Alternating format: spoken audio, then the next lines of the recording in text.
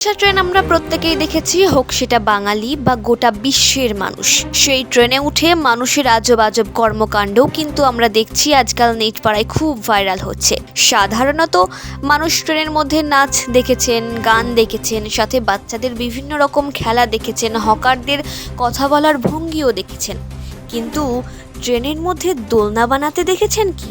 তাহলে এই ভিডিওতে দেখুন। ওই ব্যক্তি রীতিমতো একটা কাপড় দিয়ে দোলনা বানিয়ে ফেললেন, আর ওই দোলনাতে তিনি বসলেনও, কিন্তু এ কি কাণ্ড! বসতে না বসতেই তিনি তো ধপাস করে পড়ে গেলেন। ওই ব্যক্তির এমন আজব কর্মকাণ্ড দেখে আশেপাশের মানুষজন কিন্তু বেশ হাসাহাসিও করছেন। আর একটু ভালো করে লক্ষ্য করুন, ভিডিওতে একজন ভদ্রমহিলা, তিনি কিন্তু ঘুমিয়েছিলেন।